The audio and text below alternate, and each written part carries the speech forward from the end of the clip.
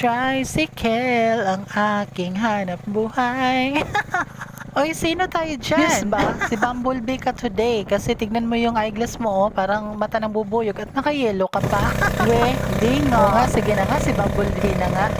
For today's video pala guys, in my life as a sari-sari storyteller dito sa Bukid guys. So ngayon ay pupunta ako sa bayan. Habang kami papalayo no, bigla na lang huminto yung kabayo ni Kuya kasi pala inaubusan na ito ng gasolina kaya pinagasolinahan niya ito agad. Painumin ng tubig. And guys, at nakarating na rin kami sa pinakasentrong pamilihan ng bayan. Pinakabagsakan niya at dito din makikita ang bus terminal. Sidecar lang pala ako ngayon guys dahil may kukumprahin akong mga ganyan, mga inumin. Matapos kong bumili ng mga inumin, dumiretso agad ako sa HTZ Shopping Center dito sa pinakasentro din ng bayan, no. Sa mga nagtatanong kung iba na naman ang grocery store na pinasukan ko, dahil po ay di hamak na mas mura po yung mga presyo sa grocery store na ito. Diba bilang isang maliit na namumuhunan ay maghahanap talaga tayo guys ng mas mura, yung pinakamura talaga para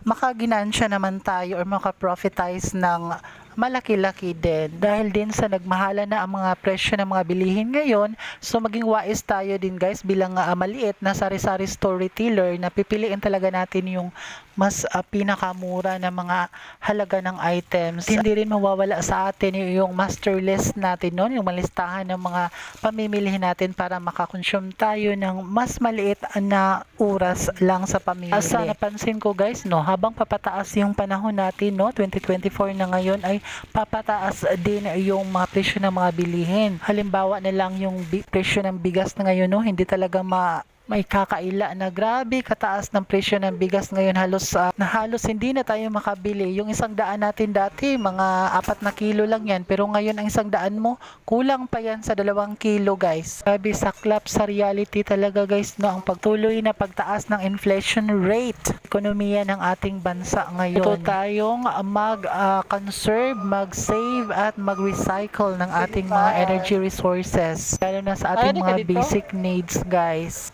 Hanggang kailan pa kaya ito bababa guys, no, yung mga presyo ng ating mga bilihin sa merkado? Dati-rati yung 1,000 natin, 2 hanggang 3 karton yan ng mga bilihin natin. Pero ngayon guys, yung 1,000 mo, kasya na lang sa isang maliit na karton. Minsan nga naisip ko, bakit ang mahal-mahal ng bigas dito sa probinsya? Andito naman ang mga palayan. Grabe la talaga itong mga maliliit at malalaki mga negosyante mamihasa sa ating mahirap guys. Dagdag pa itong kalsada na pasakit sa mga motorista guys, no, na hindi matapos-tapos. Shout out dyan sa DPWH ng Tubod Lanao del Norte. Hello, 2024 na. Ayun na nga guys, dito ako sa hardware kasi bibili ako ng nylon para pang pingwit sa aking mister kasi sabi niya lagot si Ox, susumpungin na naman yun. Patuloy din ang pagtaas ng inflation rate ngayon guys, no, pati yung itlog guys ay humabol din siya sa presyo ng karne. Large egg nga lang pala ang pinili ko dyan dahil di hamak din na mura siya, 240 pesos per tray, sa iba niyan ay 250 to 260 na. Bumili na nga rin ako dyan ng bombay at ahos at mantika. Gahanap nun ang mga murang bili, lalong-lalo sa mga pangailangan natin sa bahay. Punta na kayo dito guys sa Goshen, katapat lang siya ng GBG store. Papamura talaga kayo sa presyong abot kaya at pangmasa.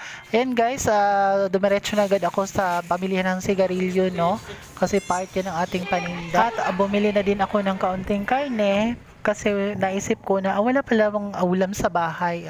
Bumili na nga rin ako dito sa vegetable section ng pansahog ng ating nilagang yubabs. Kaunti nga lang ang kinuha ko dyan dahil naano ko talaga sa isip ko na apektado pa rin ang inflation rate ang mga bilhin, lalo-lalo na sa pangluto sa kusina guys, kaya kaunti lang talaga yung kinuha ko dyan. At yan guys, natapos na rin ako sa pamimili, no, uwi na kami ni Manong driver at napansin nyo siya pa din ang sinakyan ko ngayon guys kasi sabi niya siya pa rin ang sasakyan ko daw back and forth, diba, para hindi daw ako mahirapang maghanap pa ng tricycle na sasakyan ko pa uwi. Ganyan kabait si Kuya guys. Nga pala sa'yo Kuya. Today guys, this is the part 2 of a day in my life as a sari-sari store retailer sa Bukid. And thanks for watching. Don't forget to follow me and share.